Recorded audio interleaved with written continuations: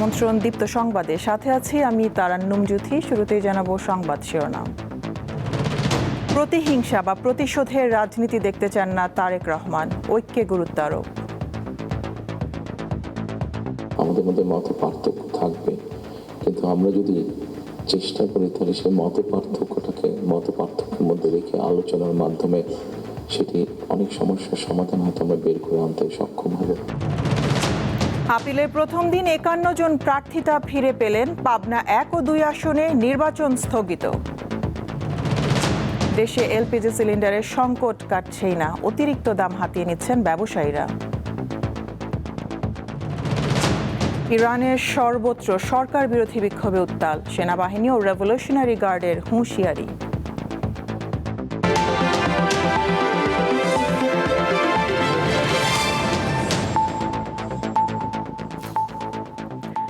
দেশে আর কোনো প্রতিহিংসা বা প্রতিশোধের রাজনীতি দেখতে চান না বিএনপির চেয়ারম্যান তারেক রহমান। আজ সংবাদ মাধ্যমের সম্পাদকদের সঙ্গে শুভেচ্ছা বিনিময় অনুষ্ঠানে তিনি একথা জানান। রাজনৈতিক মতপার্থক্য যাতে দেশকে বিভক্তির পথে ঠেলে না দেয়, সেদিকে খেয়াল রাখার উপর গুরুত্ব আরোপ করেন তিনি।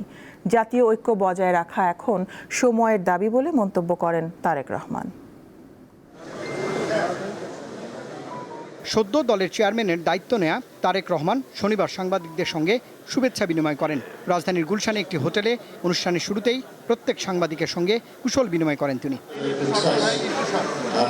ত্রয়োদশ জাতীয় সংসদ নির্বাচনের ঠিক আগ মুহূর্তে এমন মতবিনিময়ের আয়োজন করেন তারেক রহমান। আগামী দিন ফিউচারটা কেমন হবে? ১৭ বছর পর দেশে ফিরে বিগত ১.৫ দশকের নিপীড়ন, গণমাধ্যমের স্বাধীনতা ও আসন্ন জাতীয় সংসদ নির্বাচন নিয়ে নানামুখী সংকটের কথাও শোনেন তারেক রহমান। আপনি জানেন না এখানে কি হয়েছে, আপনার বিশিষ্ট লোকজন আপনাকে যা বলেছে এটাই আপনি শুনেছেন, এবং এখন যারা মিডিয়ার নতুন বন্ধুরা আপনাকে যেটা বলছে সেটাই আপনি শুনছেন, এবং সেটাই আপনি মনে করছেন এটাই বাংলাদেশের 17 বছরের ইতিহাস। বাংলাদেশের 17 বছরের ইতিহাস এটা না। আমাদের হাত পা বাঁধা হয়ে যাচ্ছে। মিডিয়া অফিসে যখন আগুন দেয়া হয়, সংবাদপত্র অফিসে যখন আগুন দেয়া হয়, তখন কিন্তু আমার ভাবতে কষ্ট লাগে যে আমরা জাহান্নামে আছি না বেহেশতে আছি। দেশের 70% মানুষ বিএনপিকে ভোট দিতে আগ্রহী, এই কথার মধ্যে সত্যতা আছে, কিন্তু এই আগ্রহটাকে ভোটে পরিণত করতে হবে এবং তারপরে ক্ষমতায় যেতে হবে। এই তো কথা। এই কথার মধ্যে কিন্তু পুলিশ বাহিনী চলে আসে। তাদেরকে যদি আপনারা নতুন নৈতিকতা, মূল্যবোধে আপনারা শিক্ষিত করতে পারেন, তারা কিন্তু প্রস্তুত আছে আপনার সাথে কথা বলার জন্য। আমরা গণতন্ত্র চাই, স্বাধীন সাংবাদিকতা চাই এবং সুশাসন চাই। প্রায় ৩০ মিনিটের বক্তব্যে দলের নতুন চেয়ারম্যান বলেন ৫ আগস্টের আগে ফিরে যাওয়ার সুযোগ নেই। তাগিদ দেন গণতন্ত্র অব্যাহত রাখার। আমরা যে কোনো মূল্যে যদি এই যে জবাবদিহিতাটা, গণতান্ত্রিক প্রসেসটা যদি আমরা কন্টিনিউ করতে পারি, অনেক বেগ হয়তো আসবে, অনেক কঠিন হবে, কিন্তু একটা সার্টেন টাইম পর আমরা যদি গণতান্ত্রিক প্রসেসটাকে কন্টিনিউ করে যেতে পারি, তাহলে নিশ্চয়ই আমরা অবস্থার পরিবর্তন ঘটাতে সক্ষম হব। এ সময় নিজের ও বিএনপির পরিকল্পনার কিছু অংশ তুলে ধরেন তিনি। কোনো রাজনৈতিক দলের নেতা, সদস্য কাউকে আমি আঘাত করতে চাইছি না। আমি আমার চিন্তাটা শুধু ওনাদের সামনে তুলে ধরতে চাইছি যে আসুন, মানুষের প্রতিদিনকার তার চিকিৎসা ব্যবস্থা কী হবে, তার কর্মসংস্থান কী হবে, তার পরিবারের সন্তানদের শিক্ষা ব্যবস্থা কী হবে, তার রাস্তায় বের হলে নিরাপদে সে ফিরে আসতে পারবে কিনা, এইরকম বিষয় যেগুলো আছে, এই বিষয়গুলো নিয়ে বোধহয় আমাদের আলোচনা আরো একটু বেশি হওয়া উচিত। দেশ পুনর্গঠনে গণমাধ্যম কর্মীরা দায়িত্বশীল ভূমিকা পালন করবে বলেও প্রত্যাশা করেছেন বিএনপি চেয়ারম্যান। করেছি এবং আপনারা যে কষ্ট করি অনুষ্ঠানে। রুবায়েত হাসান, দীপ্ত সংবাদ, ঢাকা। বিএনপির চেয়ারম্যান তারেক রহমান ২২ জানুয়ারি সিলেটে আনুষ্ঠানিকভাবে নির্বাচনী প্রচারে নামবেন। বিএনপির মিডিয়া সেল আজ এই তথ্য নিশ্চিত করেছে। ত্রয়োদশ সংসদ নির্বাচনের প্রতীক বরাদ্দ হবে ২১ জানুয়ারি। পরদিন সিলেটে হযরত শাহজালাল ও শাহপরান রহমাতুল্লাহি আলাইহির মাজার জিয়ারতের মধ্য দিয়ে নির্বাচনী প্রচার শুরু করবেন তারেক রহমান। তিনি শুক্রবার বিএনপির চেয়ারম্যানের দায়িত্ব বুঝে নিয়েছেন। তারেক রহমান আগামী সংসদ নির্বাচনে ঢাকা ১৭ ও বগুড়া ৬ আসনে প্রতিদ্বন্দ্বিতা করবেন। বিএনপি চেয়ারম্যান তারেক রহমানের সঙ্গে সাক্ষাৎ করেছেন ঢাকায় নিযুক্ত ভারতের হাইকমিশনার প্রণয় বর্মা। আজ বিএনপি চেয়ারম্যানের গুলশান কার্যালয়ে এই সাক্ষাৎ অনুষ্ঠিত হয়। এ সময় বিএনপি মহাসচিব মির্জা ফখরুল ইসলাম আলমগীর, দলটির স্থায়ী কমিটির সদস্য সালাউদ্দিন আহমেদ উপস্থিত ছিলেন। বিএনপি মিডিয়া সেল এই তথ্য নিশ্চিত করেছে।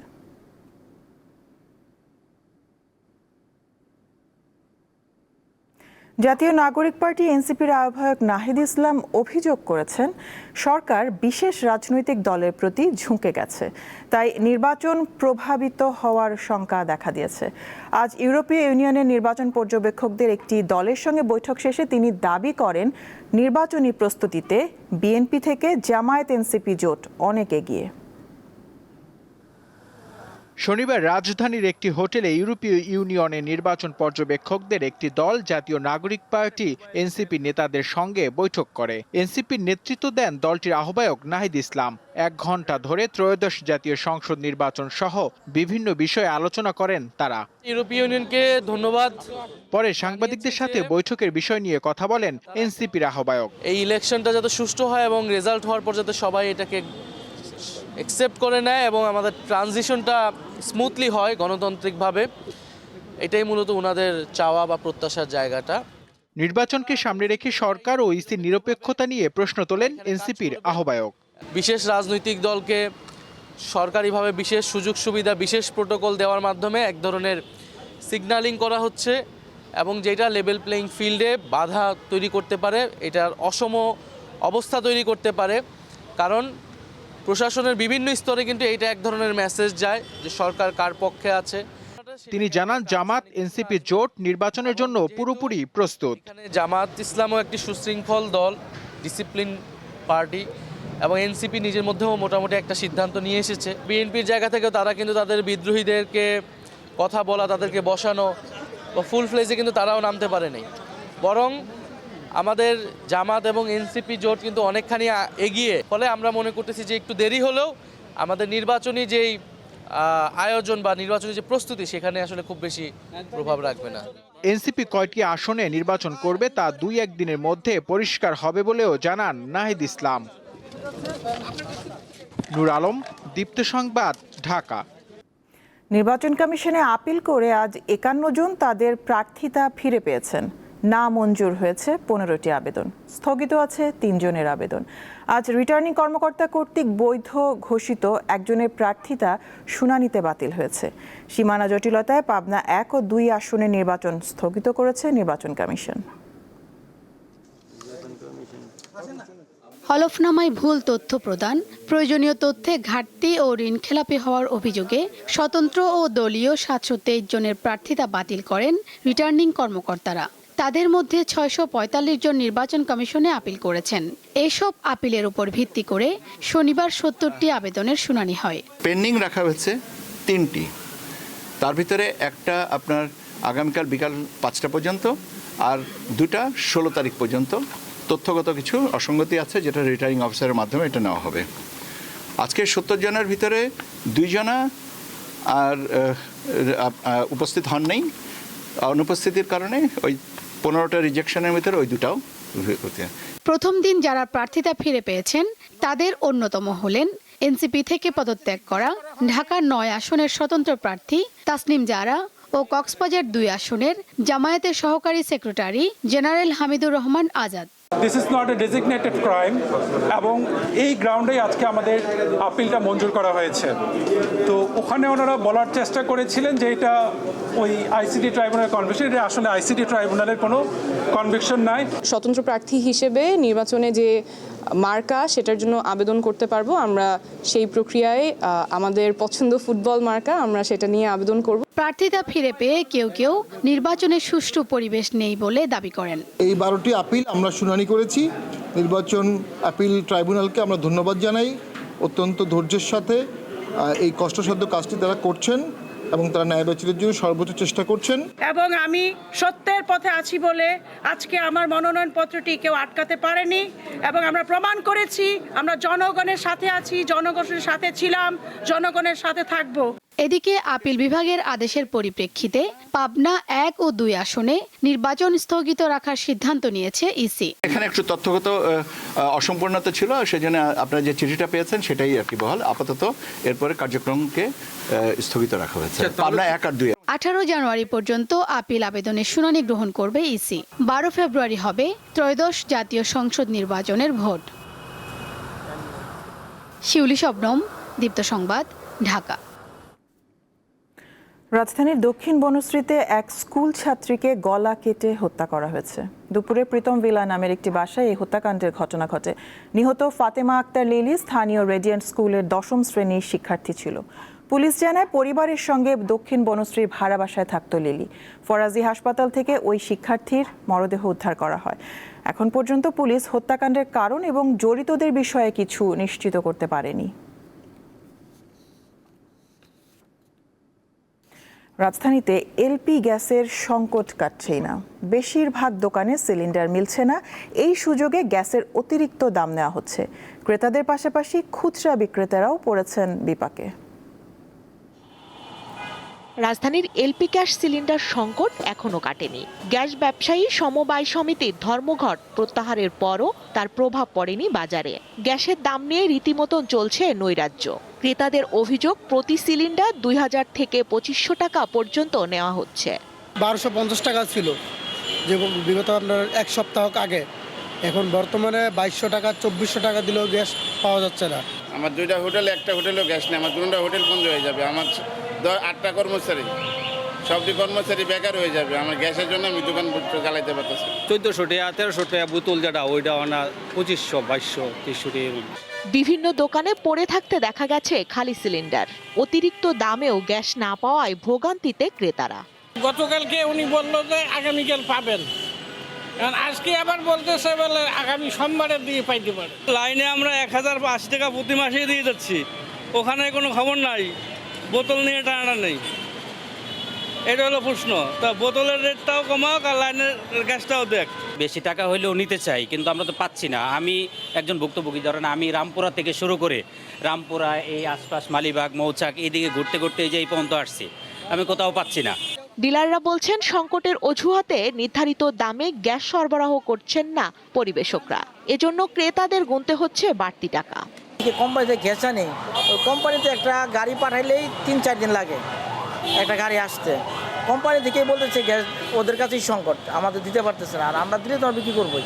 আমি পাইতেছি না, আমি বিক্রি করি না। আমিও তো ক্ষতি সম্পূর্ণ ভাড়া দিতে, পোলাবেনের বেতন দিতে, আমাকে বেতন দিতে, মালিকের লস। ইউএস নিষেধাজ্ঞায় জাহাজের একটা সংকট ছিল, যে জন্য আমাদের দেশে জাহাজের লিকুইডগুলো যথাসময়ে আসে না, এই জন্য কোম্পানি প্রোডাক্ট দিতে পারতেছে না। এদিকে পাইপলাইনে গ্যাস সমস্যা দেখা দেওয়ায় মহানগরীর বাসাবাড়িতেও দেখা দিয়েছে গ্যাস সংকট। রাজধানীবাসীর সমস্যা সমাধানে বেশ কিছুটা সময় লাগতে পারে বলে জানিয়েছে তিতাস কর্তৃপক্ষ। স্বস্তিকা সিংহ, দীপ্ত সংবাদ, ঢাকা। রাজধানীর বাইরেও এলপিজি সিলিন্ডারের তীব্র সংকট রয়েছে। বাড়তি দামে কিনতে হচ্ছে গ্যাস। সব জায়গায় অবশ্য তা মিলছেও না। অনেকের চুলা জ্বলছে কাঠ বা খড়কুটোয়। দিনাজপুর সদরের বনকালী এলাকার সুমিতা রানী, তার রান্নাবান্না চলে সিলিন্ডার গ্যাসে, কিন্তু সম্প্রতি দাম বেড়ে যাওয়ায় সিলিন্ডার কিনতে না পেরে কাঠ খড়ি দিয়ে চলছে তার রান্নার কাজ। আমরা ওইগুলা আর কিনতে পারি না, গ্যাস ঢুকাইতে পারি না। এখন 2000 টাকা লাগিয়েছে, সেই জন্য আমরা খড়ি দিয়ে রান্না করি। এলাকার অলকা রানীরও একই অবস্থা। দাম বেশি হওয়ায় তিনিও সিলিন্ডার গ্যাস কিনতে পারছেন না। গ্যাস চলবা পারি না, খালি আনি খুশি, একবার চলাইছি আর চলবা পারি না। গ্যাসের দাম বেশি, আনিবা পারি না। দিনাজপুর শহরের কালীতলা এলাকার মাঝহারুল ইসলাম রেঞ্জু ডিলার পয়েন্টে গ্যাসের সরবরাহ একেবারেই সীমিত। অনেক ক্রেতা সিলিন্ডার পাচ্ছেন না। এই সুযোগে কিছু অসাধু ব্যবসায়ী অতিরিক্ত টাকা হাতিয়ে নিচ্ছেন। আমার গ্যাস শেষ হয়েছে প্রায় 7 দিন হচ্ছে। তো আজকে আমি গ্যাসের সিলিন্ডার ধরে দোকানে গেছিলাম। তো গ্যাসের যে পরিমাণ দামের কারণে দাম শুনে আমি গ্যাসের সিলিন্ডার ওইখানে রেখে আসছি। আমি একজন সাধারণ চাকরিজীবী, একই কারণে গ্যাসের দাম এভাবে বৃদ্ধি পাচ্ছে আমরা বুঝতে পারতেছি না। 1300 টাকা দাম তো আমি কোনোভাবে নিতে পারবো না, কারণ আমার তো ডিও রেটেই 1306 টাকা 8 টাকা। আমি ওই গ্যাসটা আনতে আমার 50-60 টাকা খরচ আছে, লেবার আছে, লোড আনলোড আছে।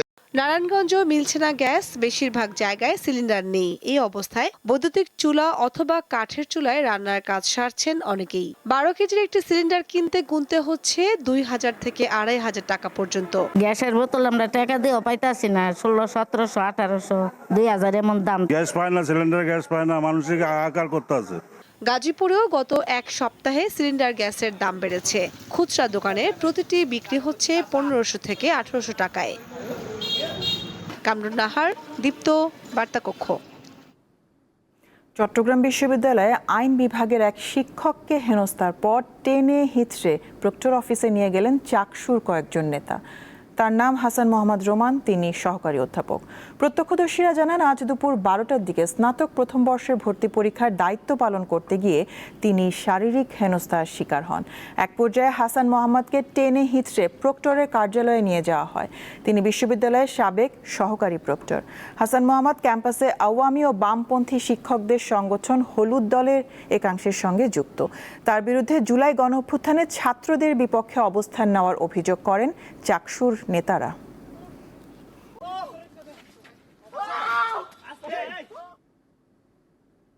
এবার ইরান পরিস্থিতি। সরকার বিরোধী বিক্ষোভে অগ্নিগর্ভ ইরান। সরকারি হিসেবে এখন পর্যন্ত 62 জন নিহত হয়েছে। এর মধ্যে 48 জন বিক্ষোভকারী ও 14 জন নিরাপত্তা বাহিনীর সদস্য। গ্রেপ্তার করা হয়েছে কয়েকশো জনকে। বিক্ষোভকারীদের বিরুদ্ধে আজ কঠোর হুঁশিয়ারি দিয়েছে ইরানের সেনাবাহিনী ও রেভলিউশনারি গার্ড।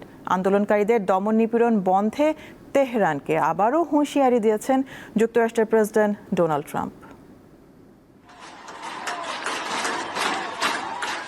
মুদ্রার দরপতন, দ্রব্যমূল্যের ঊর্ধ্বগতি ও অর্থনৈতিক দুরবস্থা নিয়ে ক্ষোভ থেকে 28 ডিসেম্বর তেহরানের ঐতিহাসিক গ্র্যান্ড বাজারে ধর্মঘটের ডাক দেয় ইরানের ব্যবসায়ীরা। তখন থেকেই শুরু হয় সরকার বিরোধী আন্দোলন। 2 সপ্তাহের মধ্যে দেশটির 31টি প্রদেশের 100টির বেশি শহরে দাবানলের মতো ছড়িয়ে পড়ে বিক্ষোভ। রাজপথে নেমে সরকার পতনের ডাক দিচ্ছে লাখো মানুষ। হামলা ও আগুন দেয়া হয়েছে সরকারি ভবন, থানা, রাষ্ট্রীয় টেলিভিশন, মেট্রো স্টেশন, এমনকি ব্যাংকেও। বিক্ষোভে ক্ষমতাচ্যুত শাহের ছেলে রেজা পাহেলভির সমর্থকরা অংশ নিচ্ছে। আন্দোলন দমনে কঠোর অবস্থানে সরকার। দেশ জুড়ে নামানো হয়েছে আইন শৃঙ্খলা রক্ষাকারী বাহিনীর হাজার হাজার সদস্য। পরিস্থিতি সামাল দিতে বন্ধ রাখা হয়েছে ইন্টারনেট। শনিবার দেশটির বিক্ষুব্ধ জনতার উদ্দেশ্যে রেড লাইন ঘোষণা করেছে ইরানের সেনাবাহিনী। রাষ্ট্রীয় সম্পদের ক্ষতির চেষ্টা করলে কঠোর পদক্ষেপের হুঁশিয়ারি দিয়েছে দেশটির রেভলিউশনারি গার্ড। বিক্ষোভকারীরা যুক্তরাষ্ট্রের প্রেসিডেন্ট ডোনাল্ড ট্রাম্পকে খুশি করতে কাজ করছে বলে অভিযোগ করেছেন ইরানের সর্বোচ্চ নেতা আয়াতুল্লাহ আলী খামেনি। বিশৃঙ্খলা সৃষ্টিকারীদের চাপের মুখে সরকার পিছু হটবে না বলে হুঁশিয়ারি দেন তিনি। বিক্ষোভে উস্কানি দেওয়ার অভিযোগে যুক্তরাষ্ট্রের বিরুদ্ধে জাতিসংঘের নিরাপত্তা পরিষদে চিঠি পাঠিয়েছে তেহরান। ইরানের সরকার বিরোধী বিক্ষোভকারীদের আবারও সমর্থন দিয়েছেন ডোনাল্ড ট্রাম্প। তাদের উপর বল প্রয়োগ বা গুলি চালালে ইরানের সামরিক অভিযানের হুঁশিয়ারি দেন তিনি। ইরানে বিক্ষোভকারীদের হত্যা ও সহিংস পরিস্থিতির তীব্র নিন্দা জানিয়েছে যুক্তরাজ্য, জার্মানি, ফ্রান্স সহ বিভিন্ন দেশ। আশরাফ শুভ, দীপ্ত, বার্তা কক্ষ।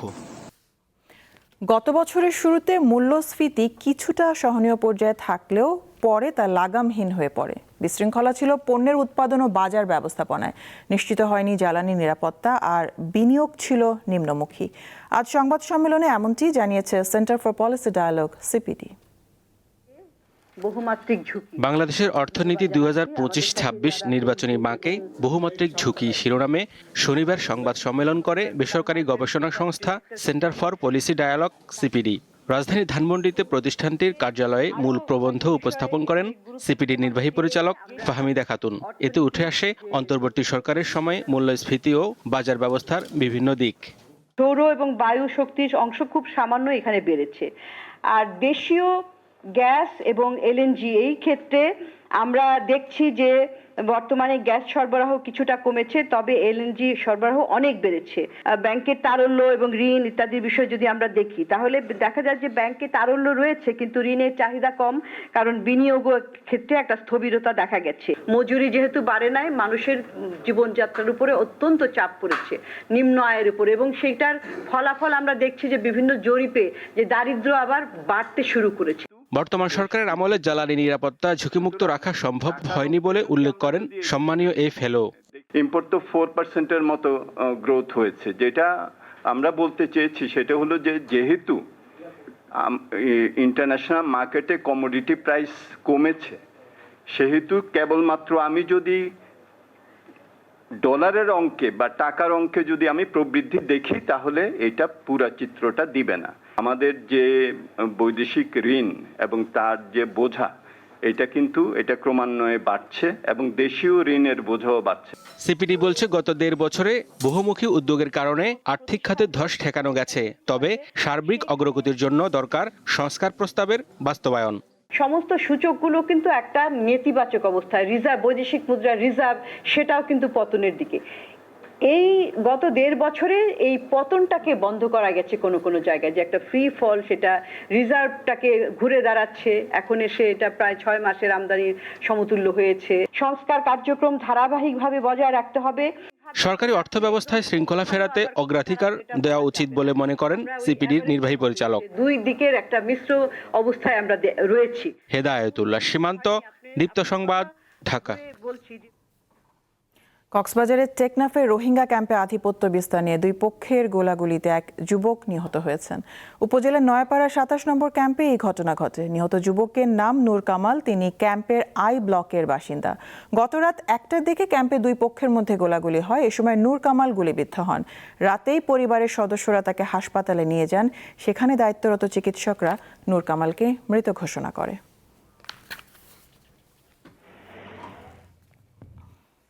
স্বপ্নের সারথি হয়ে নিজেকে বদলাই, দেশ বদলাই প্রতিপাদ্যে আজ ঢাকায় অনুষ্ঠিত হলো স্বপ্ন সারথি সম্মেলন 2026। কেন্দ্রীয় কচিকাঁচার মেলা প্রাঙ্গণে অনুষ্ঠিত হয় দিনব্যাপী এই আয়োজন। এতে সুবিধাবঞ্চিত শিশু কিশোরদের স্বপ্ন, সংগ্রাম ও সাফল্যের অনুপ্রেরণামূলক গল্প তুলে ধরা হয়। আয়োজকদের মতে এই সম্মেলনের মাধ্যমে অংশগ্রহণকারী দর্শক, স্বেচ্ছাসেবী অতিথিরা যেমন নতুনভাবে অনুপ্রাণিত হবেন, তেমনি সমাজে একটি ন্যায়ভিত্তিক, মানবিক ও অন্তর্ভুক্তিমূলক ভবিষ্যৎ নির্মাণের বার্তাও ছড়িয়ে পড়বে। অনুষ্ঠানে বিভিন্ন পর্বে ছিল শিশুদের চিত্রাঙ্কন কার্যক্রম, ডকুমেন্টারি প্রদর্শনী, স্বপ্ন ছোঁয়ার গল্প, অতিথিদের বক্তব্য, স্বেচ্ছাসেবীদের অনুপ্রেরণামূলক আলোচনা, প্রশ্নোত্তর পর্ব, সাংস্কৃতিক অনুষ্ঠান এবং পুরস্কার বিতরণী। বর্ণাঢ্য আয়োজনের মধ্য দিয়ে 24তম ঢাকা আন্তর্জাতিক চলচ্চিত্র উৎসবের পর্দা উঠল।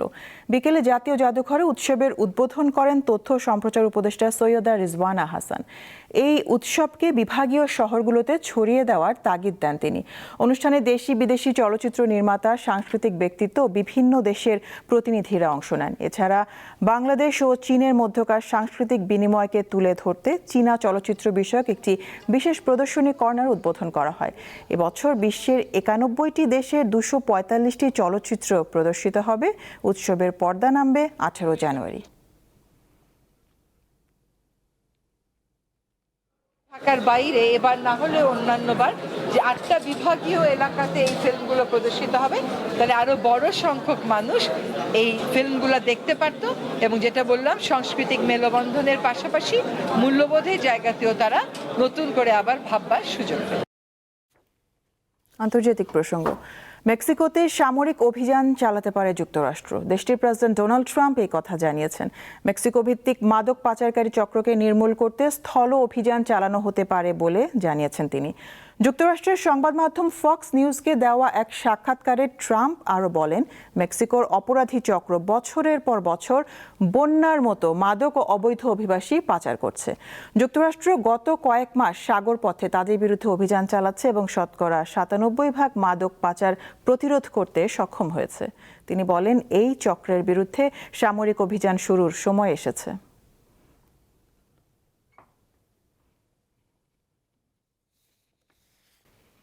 ডাম্বুলায় বৃষ্টিতে পরিত্যক্ত হয়েছে শ্রীলঙ্কা ও পাকিস্তানের দ্বিতীয় টি-20 ম্যাচ।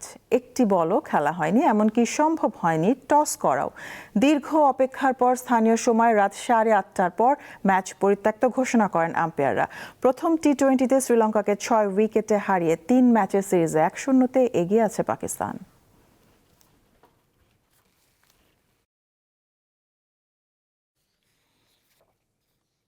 শেষ করব দীপ্ত সংবাদ শিরোনামগুলো জানাবো আরও একবার।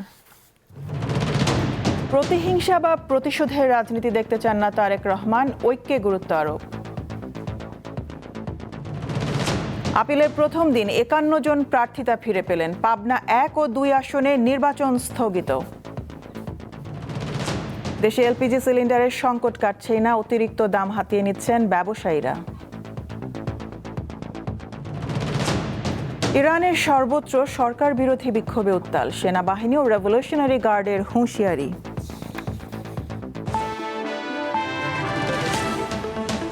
এ ছিল এখনকার মতন। আমি তারান্নুম জুথি বিদায় নিচ্ছি। দর্শক, আরও তথ্য বিনোদনের সংবাদ জানতে যুক্ত থাকুন দীপ্ত টিভির ডিজিটাল প্ল্যাটফর্মগুলোতে। এতক্ষণ সাথে থাকার জন্য ধন্যবাদ সবাইকে।